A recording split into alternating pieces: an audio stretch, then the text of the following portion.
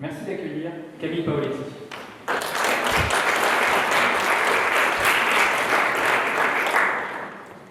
Bonjour. Commençons par un petit sondage. Que ceux d'entre nous qui ont déjà appris par cœur la formule U égale RI lèvent la main. Ah ouais, on est pas mal hein, quand même. Et maintenant, combien d'entre nous l'avaient réellement compris cette formule quand ils l'ont apprise par cœur? Ouais, tout de suite, on est beaucoup moins. Et si on apprenait différemment? Et si au lieu d'apprendre par cœur avec notre tête, on apprenait avec les mains, en manipulant? C'est l'histoire que je vais vous raconter aujourd'hui. Là, j'en vois déjà un ou deux qui doutent, qui bâillent, qui se disent « Oulala, encore une illuminée qui va nous parler de pédagogie, les 10 prochaines minutes risquent d'être un peu longues. » Eh bien, détrompez-vous. Cette histoire pourrait bien changer votre point de vue. C'est bon? Tout le monde est bien installé? Vous êtes prêts? Allez, on y va. Il était une fois l'envie.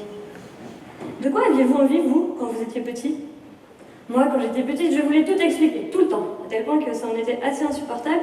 Et d'ailleurs, ça, on me le rappelle aujourd'hui encore. Preuve à l'appui. Nous sommes en Corse, en été 2008, aux aiguilles de Babel. On se réveille d'une nuit parfaite de bivouac en famille. Il fait bon, le soleil vient de se lever. Et moi, je suis tranquillement en train d'expliquer à ma petite sœur de 10 ans pourquoi le ciel est bleu. Normal. Et en plus, ce jour-là, elle a même compris. Vous l'avez donc compris, j'avais cette envie très forte d'expliquer, et une vocation évidente pour l'enseignement.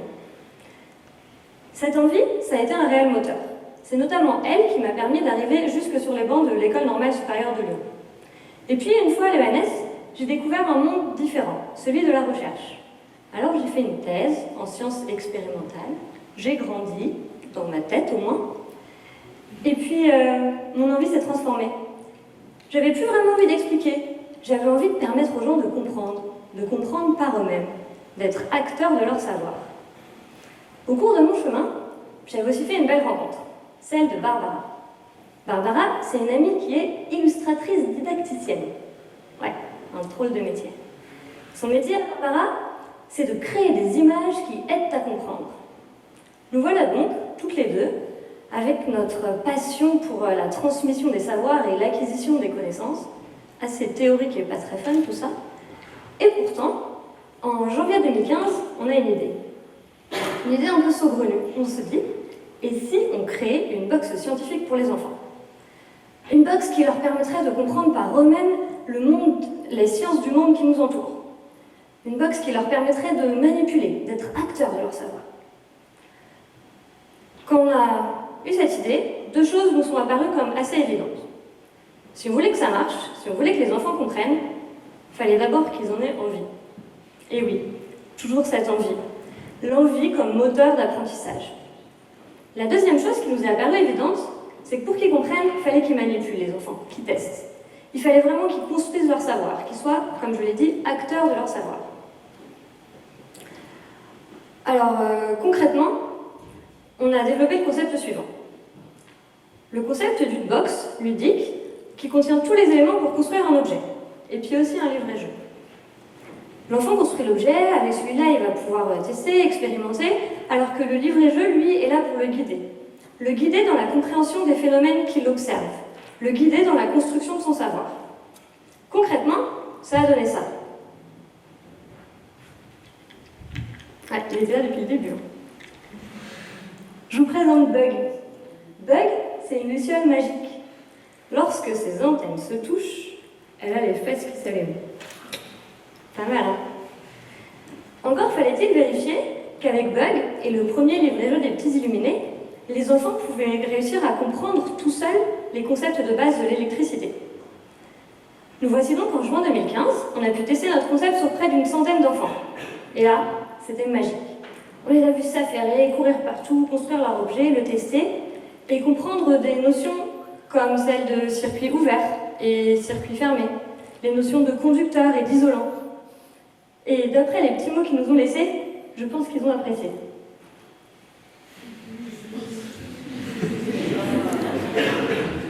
Ouais, ça marchait.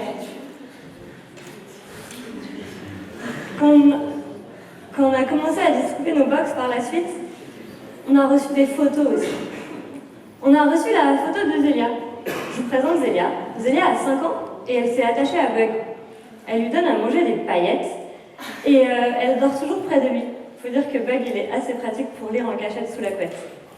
Et Zélia, après avoir joué avec Bug tout le week-end et testé quels objets de sa maison permettaient aux fesses de Bug de s'allumer, est capable d'expliquer que certains matériaux sont conducteurs. Qu'au sein de ces matériaux, les bonhommes électricité, nous les adultes on appelle ça des électrons, peuvent circuler sans arrêter et permettent à Bug de s'éclairer. Voilà, le duo envie et manipulation fonctionnait. Et ce qui est assez rigolo ici, c'est que je me suis rendu compte par la suite que tout ça, ça avait déjà été théorisé et vérifié par des grands noms. Des grands noms comme Jean Piaget, Kurt Lewin, John Lewin, Kurt Dewey, Célestin Freinet, André Giordin et j'en passe. Le processus et la participation comptent autant, si ce n'est plus, que la connaissance en tant que telle. Et tout ça, je l'avais appris par moi-même, en faisant, en créant cette première box des petits illuminés. Bon, si on récapitule, on a cette envie comme moteur d'apprentissage, et l'importance de la manipulation pour comprendre, par soi-même. C'est bien beau tout ça, mais qu'est-ce qu'on en fait, concrètement? Est-ce que, par exemple, c'est applicable dans un monde réel, au hasard, celui de l'éducation nationale? Alors, qu'on soit bien d'accord. Ici, je ne prétends pas du tout présenter une solution magique. Je pense que si elle existait, on la connaîtrait depuis longtemps et elle serait déjà appliquée partout. Je voudrais juste apporter un éclairage un peu différent. Depuis 2014, on assiste en France à l'explosion du nombre de Fab Labs et de la culture maker. Un Fab Lab, c'est quoi? Un Fab Lab, c'est un lieu dans lequel on peut tous aller, gratuitement, et dans lequel on a à notre disposition un certain nombre de machines de fabrication. Des choses compliquées, des découpeuses laser, des imprimantes 3D, mais aussi beaucoup plus simples, une scie circulaire ou un fer à souder.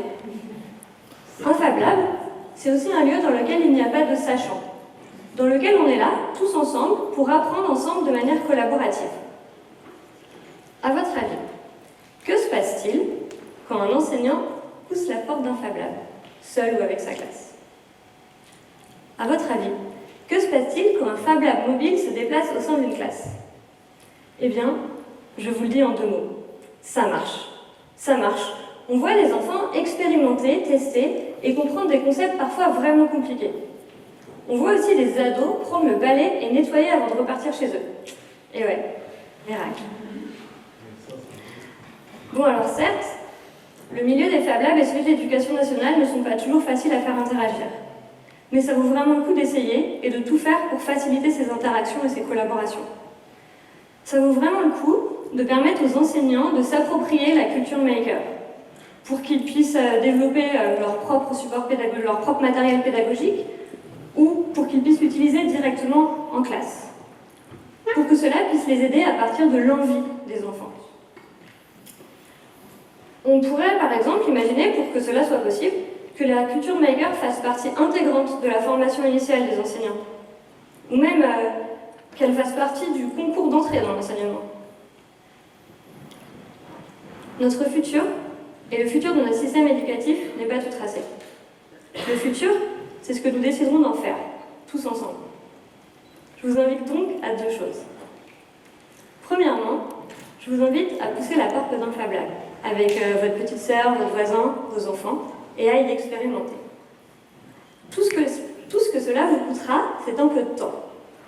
Et puis aussi peut-être une honte mémorable quand vos copains viendront dîner et qu'ils découvriront au sein de votre salon design une magnifique lampe Télétobis que vos enfants ayant fabriquée au Fab Lab.